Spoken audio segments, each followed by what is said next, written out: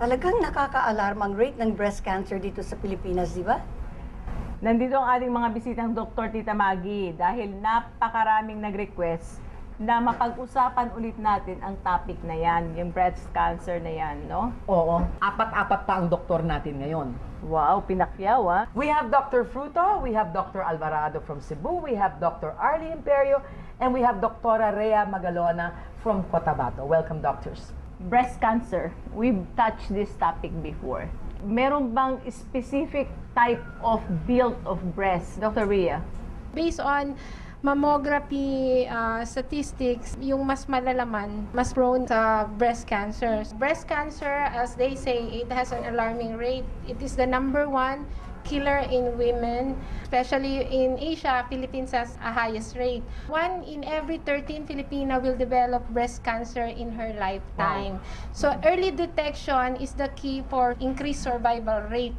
Meron kaming tinatawag na clinical breast exam. So below 40 years old, you are advised to have a breast examined by a clinician, by a doctor or a medical professional every 3 years. If you are above 40 years old, every year. And then if you are at that age, you also are recommended to have mammography every year. And usually it's a lump, no, doctor? Yeah, lump. May it's a lump. nakakapa. Kaya kailangan talaga nagsa-self breast exam kayo and then nagpapa-exam din kayo sa mga medical professionals. Dr. Fruto, I read something that said the cancer cell is prevalent in the body continuously. It's just that most of the times hindi na detect ng mammogram or yung kapa-kapa or whatever, but it is really there. And the time that it is detectable, that's the time na cancerous na po siya or may lump na. Is this correct? Yeah, everybody has a cancer cell inside our body. Kaya lang po nagkakaroon ng mas mataas na cancer cells dahil mahina na yung mga cells ng katawan, lack of oxygen, walang enough nutrition for them to be fortified. Ngayon, pagka lumapit na yung cancer cells dyan at nag-transmit yan ng signal at hindi sumagot yung healthy cells sana, ang gagawin ng cancer cells is kakainin niya. Yung parang Pac-Man yun eh. Magiging cancer cell ngayon yung unhealthy cells. Now, with respect to the breast cancer, the #1 cause of that is because the toxins were not able to come out. And once the toxins cannot come out of the body, it will look for the fattiest area near the armpit. And the fattiest area near the armpit is the breast. So the toxins will accumulate over the years hanggang sa yung toxins na yan maging lump yan. And then pagka binayopsy yan, yan pala malignant na, then you have a breast cancer. Yan pang laminine, tutunawin itong mga toxins in the breast? We all know how profound laminine is. That's why it's called the miracle of life in a capsule, because even on sa mga clinical research na ginawa, conducted in the United States and in Europe, may mga na-discover tayo dito sa Pilipinas na beyond what the clinical study has covered. In our cases, experience, marami po kasi na yung iba profound, mabilis yung effect. Yung iba naman matagal. Ang kagandahan lang po sa laminine, it will address the problem immediately because of the presence of the amino acid histidine, threonine, methionine, and the tryptophan. Yung 4 na amino acid na yon ang pinaka-responsable kung paano nila i-address yung breast cancer. Marami na po sa atin, no, dito sa Pilipinas, yung mga nagpapa-breast implant, no? Yun. Meron po bang risk yun? Dating sa cancer, anything can be a trigger. Kaya nga multifactorial ang kaniyang, let's say, cause. To the point that we really do not know what happened. Because anything can lead to cancer. So anything that is foreign to the body, bagamat the resistance may be low, is a suspect.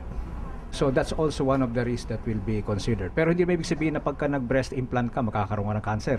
Kaya very enigmatic ang cancer kasi anything can be the cause eh.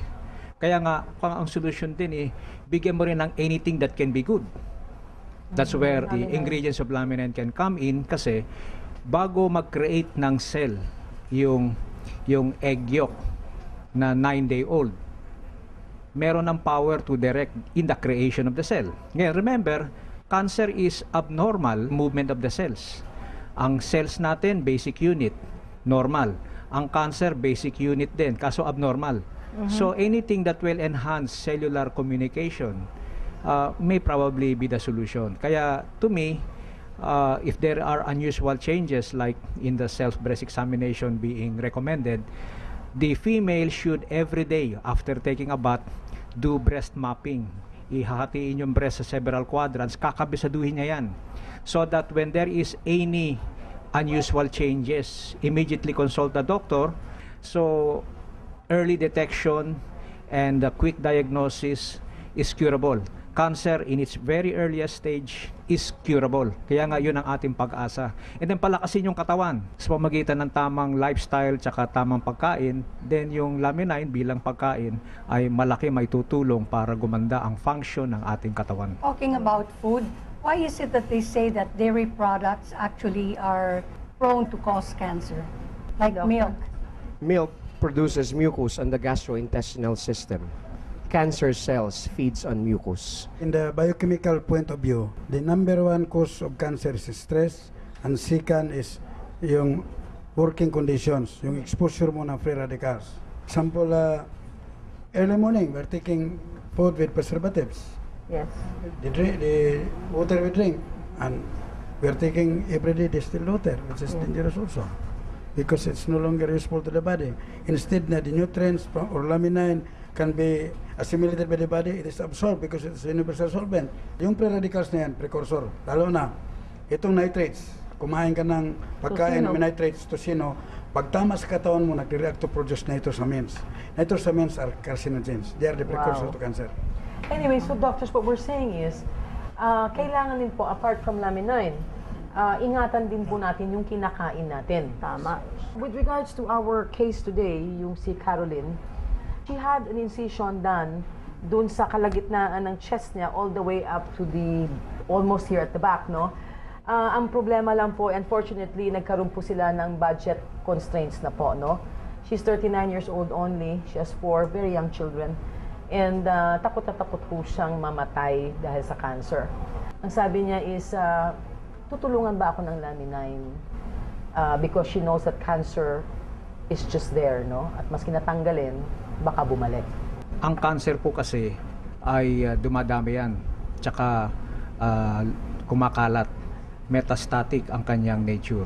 Kaya nga ang role ng medicine is to immediately take out that nidus or that source. Kaya nga early detection is life-saving. Kaso kumalat na, halimbawa stage 3, stage 4, kumalat na. Yun na yung problema. Kaya maski na nagkaroon na ng surgery, inalis na yung pinaka-main source, kumalat na at alam natin ang nature niya, dadami siya at kakalat pa rin. Kaya nga yun ang ngayon ang logic sa medicine na radiation for the immediate area and chemotherapy so that the drug can go to the different parts of the body. The chemotherapy can easily in truth kill the cancer cells, but it will also weaken the normal cells. So that is now the challenge by the oncologist. So case to case lumalabas ang treatment. Ngayon, at the same time, palakasin niya yung body niya kasi yung katawan niya, pag malakas, side effect ng chemotherapy pwedeng ma-contain. At the same time, pagka lumakas ang body, baka malay mo, kagaya nga na sinabi ni Dr. Alvarado, arbiter yung ingredients na nanggagaling sa egg powder extract, baka magkasundo sila kasi minsan yung cancer, cell din yun yung normal cell din yun baka nagkaroon lang ng miscommunication because the cells know when to live long. The cell also knows when to die in order to recycle. Apoptosis ang tawag niyan, o cell suicide. The cells knows when to do that as part of the healthy mechanism. Kaya lang, minsan nagkaroon ng aberya, ayaw na niyang mamatay. And then nagmumultiply. O di yun ang problema. So malay mo, baka nung nagkaroon ng improvement sa ng communication between cells, we need to stop na pala. So di stop. O malay mo, kung ganyan ang cause, may pag-asa. Napaka-importante na habang wala pa tayong cancer is to do preventive measures na. There are many things na it's really outside our control, no? Like you know the air that we breathe. So preventive, like taking supplements, is very important. Try to minimize all those intake of preservatives, no? This is not a cure or a treat Of course. for breast cancer. But the beauty of this product is because of the presence of the shark cartilage, it inhibits the growth of a new blood vessel, which is what we call angiogenesis. Ang problema po, most cancer cells thrives on a new blood vessel. Doon sila nagpapalago, doon sila nagpaparami bago pa mag-metastasis yan sa mga tissue at saka sa entire body. Lamin 9 will inhibit the growth of a new blood vessel. That's why it has an anti-angiogenesis property from the shark cartilage.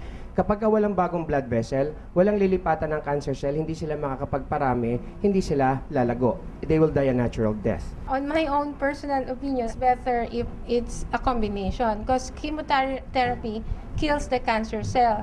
But then, as we all know, that chemotherapy has collateral damage of the healthy cells.